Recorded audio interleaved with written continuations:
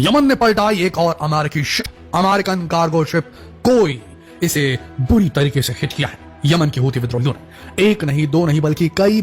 कई naval missiles का इस्तेमाल करके इस अमेरिकन कार्गो शिप पर हमला किया गया है। आपको बता दें दोस्तों, ये हमला जो यमन के हूती विद्रोहियों ने किया है वो 69 nautical miles from gulf of Aden, वहां से हमला किया गया, वहां पर यह हमला किया गया है। और आपको जानकर हैरानी होगी कि इस कार्गो शिप कोल पर अटैक करने से पहले यमन के हूती विद्रोहियों ने यूएसएस ग्रेवली नाम की एक यूएस नेवी डिस्ट्रॉयर शिप पर भी हमला किया था। और पहली बार सीएनएन ने रिपोर्ट किया कि सबसे क्लोजेस्ट एनकाउंटर था ये यमन के हूती विद्रोही और यूएसएस नेवी के बीच, क्योंकि इस बार हवा में इंटरसेप्ट करने में चूक हो गई थी यूएसएस ग्रेवली से, जिसकी वजह से यमन के मिसाइल बेहद करीब पहुंच चुकी थी। एक छोटी सी गलती और यूएसएस ग्रेवली तक पहुंच जाती हूतियों की मिसाइल, और उसके बाद बहुत किरकिरी होती यूएस नेवी की पूरे एंटायर वर्ल्ड में। जी दोस्तों, जो खबर आ रही है सीएनएन की तरफ से वो बहुत दिलचस्प है। दिलचस्प खबर यह है कि जब यमन के हूती विद्रोहियों ने हमला किया USS Gravely US navy ship पर, तो उसकी जो मिसाइल सिस्टम है जो इंटरसेप्ट करते हैं उसको सरफेस टू एयर सिस्टम की मदद से एयर डिफेंस जो देते हैं उस शिप को यूएसएस ग्रेवली को, वो इंटरसेप्ट कर पाने में फेल हो गए और यमनी मिसाइल एकदम 1 मील करीब तक पहुंच चुकी थी यूएसएस ग्रेवली के।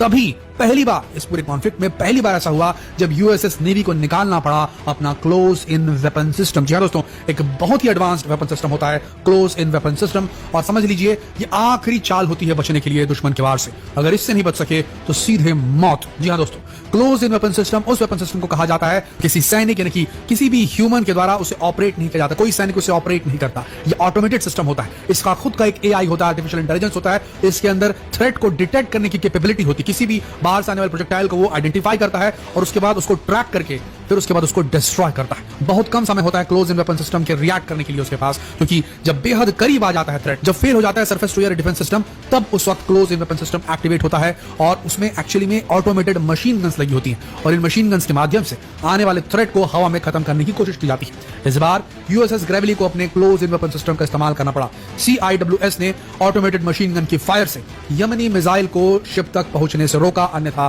बदनामी बहुत होती यूएस नेवी शिप की। दोस्तों, पूरी यूएस नेवी की किरकिरी हो जाती अगर ये मिसाइल यूएसएस ग्रेवली को पड़ जाती। लेकिन अब सवाल ये उठता है कि क्या 24 घंटे के अंदर 2 अटैक किए गए, या फिर यमन की ये स्ट्रेटजी है, रणनीति है कि पहले यूएसएस डिस्ट्रॉयर शिप्स जो कि करीब है यमन के, जो कि नुकसान पहुंचा सकती हैं, इंटरसेप्ट कर सकती हैं यमन की मिसाइल को, उन्हें टारगेट करके उन्हें एंगेज करना, उन्हें उलझा देना कि भाई पहले हमारी मिसाइल्स का सामना करो, उसके बाद हमारी मिसाइल जो कार्गो शिप पर पड़ रही है उनको रोकने के बारे में सोचना। तो उन्होंने अपनी स्ट्रेटजी बनाई, लगता है यमन के हूती विद्रोहियों ने, ऐसा मालूम पड़ रहा है, समझ लीजिए कि ऐसा स्पेकुलेशन हो रहा है कि यमन जब फायर करता है तो वो सीधे कार्गो शिप्स को टारगेट नहीं कर रहा है, पहले वो किसी यूएस नेवी के डिस्ट्रॉयर शिप को टारगेट करता है और उसे काम पे लगा देता है कि वो यमनी मिसाइल को हवा में रोके, इंटरसेप्ट करे, नहीं तो उसे ही नुकसान हो जाएगा। और उस वक्त जब वो एंगेज रहती है यूएस नेवी शिप, तब ये कार्गो शिप पर हमला करता है। कुछ ऐसे ही हुआ इस इंसिडेंट में भी। यूएसएस ग्रेवली के ऊपर जब हमला हुआ उसके ठीक 1 घंटे के अंदर एक जो कार्गो शिप थी, अमेरिकन कार्गो शिप जो कि इजराइल की तरफ जा रही थी, उसके ऊपर हमला किया गया गल्फ ऑफ एडन में, और वो एकदम सक्सेसफुली उसे हिट कर गया। ये क्लेम किया जा रहा है हूती विद्रोहियों के द्वारा। खुद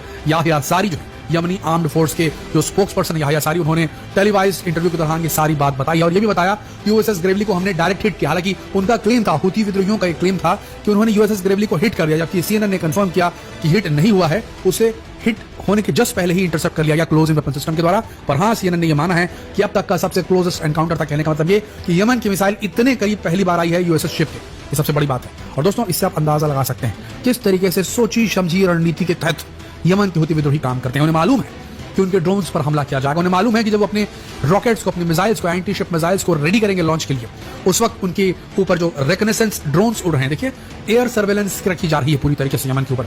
यमन में जहां एरियली ऊपर से दिख जाता है कि यमन के हूती विद्रोही मूवमेंट कर रहे हैं, अपने मिसाइल्स को चार्ज कर, देखिए मिसाइल जो होती है तुरंत ऐसे डाल के तुरंत फायर नहीं कर दी जाती, तैयार करना पड़ता है, पहले उनको लॉन्च के लिए रेडी करना पड़ता है। जब वो लॉन्च रेडी हो जाती है तब उसके बाद उनको लॉन्च साइट लेके जाया जाता है। ऐसी स्थिति में जो लॉन्चिंग के प्रोसेस है, अगर वो डिटेक्ट कर लेता है यूएस अपने सर्वेलेंस सिस्टम के माध्यम से, उसके पास खतरनाक सैटेलाइट्स हैं जो धरती पर किसी भी कार के नंबर प्लेट आपको पड़ सकती है अंतरिक्ष से, तो आप समझ लीजिए कितना अच्छा उसका जो है जासूसी सिस्टम है, सर्वेलेंस सिस्टम है, वो नजर रख सकता है, निगरानी रख सकता है। उसके तहत जैसे उसे पता चलता है कि ड्रोन तैयार किए जा रहे हैं या मिसाइल तैयार की जा रही है, उसके ऊपर हमला कर देता है। तो इसकी कार्ड क्या निकाली यमन के हूती विद्रोहियों ने, उन्होंने पहले एंगेज करना शुरू कर दिया यूएस नेवी की शिप्स को, और जब पूरा ध्यान उस तरफ होता है तब ये उसके बाद फिर जो कार्गो शिप जिनको रोकना है, जो इजराइल की तरफ जा रही है, उनके ऊपर हमला करते हैं। अब इसका जवाबी कार्रवाई क्या हुई, रिएक्शन तुरंत आ गया अमेरिका की तरफ से। अमेरिका ने तुरंत 10 ड्रोन जो रेडी कर रहा था यमन की आर्म फोर्सेस 10 ड्रोन्स को और रेडी कर रही थी हमले के लिए, वो जहां पर रेडी कर रही थी उस साइट पर एयर स्ट्राइक कर दी अमेरिका ने तुरंत जवाबी कार्रवाई के रूप में। कार्गो शिप के ऊपर जो हमला हुआ कोल नाम की, उसकी जवाबी कार्रवाई में तुरंत अमेरिका ने उन 10 ड्रोन्स को तबाह बर्बाद कर दिया। दोस्तों, कुल मिलाकर देखा जाए तो एक चीज कंफर्म है इसमें, यमन नहीं रुकने वाला। और दूसरी चीज ये कंफर्म है कि अमेरिका को समझ में आ गया है कि अमेरिका जो है वो यमन के ऊपर सीधे आक्रमण नहीं कर सकता कि चारों तरफ से ऑल आउट आक्रमण कर दे और यमन पर कब्जा कर ले, वो नहीं कर सकता। तो अमेरिका जो बेस्ट कर सकता है वो ये कर सकता है कि वो 24/7 निगरानी रखे यमन के ऊपर, जहां उसके जो लड़ाके वो मिसाइल रेडी करें या ड्रोन रेडी करें, उसको एरियल व्यू से दिख जाए तो ये अपनी इंटेलिजेंस से पता चल जाए, तुरंत उसको जाके डिस्ट्रॉय कर दे ताकि वो लॉन्च ही ना कर पाए। उनकी लॉन्चिंग कैपेबिलिटी को खत्म कर दिया जा रहा है अमेरिका की तरफ से, ये उनका प्लान है। अमेरिका उसके ऊपर सीधा हमला नहीं करना चाहता क्योंकि अमेरिका भी बात समझ चुका है कि यमन जो ये लड़ाई लड़ रहा है वो इसलिए लड़ रहा है कि गाजा के ऊपर इजरायली आक्रमण रुक जाए और गाजा के अंदर जरूरी चीजों की जो सप्लाई है वो शुरू कर दी जाए। इन दो मांगों के लिए यमन जो है लड़ रहा है, इसीलिए अमेरिका ऑल आउट वॉर नहीं घोषित कर सकता यमन के ऊपर। वो पीस चाहते हैं, शांति चाहते हैं गाजा के रीजन में, लेकिन हाँ उनके पास चारा ही बचा है कि जो भी शिप्स इजराइल की तरफ जा रही है उनको रोके, और इस चक्कर में कॉन्फ्लिक्ट पैदा हो रहा है। यमन का कहना है कि हमने अब तक 4500 से ऊपर शिप्स को जाने दिए हैं, हमने उनको नहीं रोका है, वो इजराइल नहीं जा रहे तो हमने उनके ऊपर हमला नहीं किया। तो इंटरनेशनल मीडिया जो है गलत इंफॉर्मेशन फैला रही है, कहना है यमन के हूती विद्रोह का कहना है कि हम सिर्फ इजराइल से रिलेटेड जो जहाज है उनको टारगेट कर रहे हैं, जबकि इंटरनेशनल मीडिया की बात करें, अमेरिकन मीडिया की बात करें, अमेरिकी लीडर्स की बात करें तो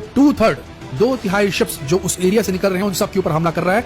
यमन की हूती विद्रोही, रिगार्डलेस कि भाई वो इजराइल से रिलेटेड है कि नहीं। अमेरिका का कहना है कि इजराइल से रिलेटेड हो या ना हो, जो भी शिप वहां से निकल रही है उसमें से 2/3 शिप्स को यमन की हूती विद्रोही ऐसे ही बेमतलब टारगेट कर रहे हैं। इसीलिए यमन के ऊपर अमेरिका को कार्रवाई करनी पड़ रही है और अमेरिका कार्रवाई करने से नहीं चुकेगा। तो दोनों एंड पे ये चीज चल रही है जिससे ऐसा लगता है लाल सागर में भी सिचुएशन नॉर्मल नहीं हो सकती। आपका इस मामले पर क्या कहना है नीचे कमेंट सेक्शन में लिखकर जरूर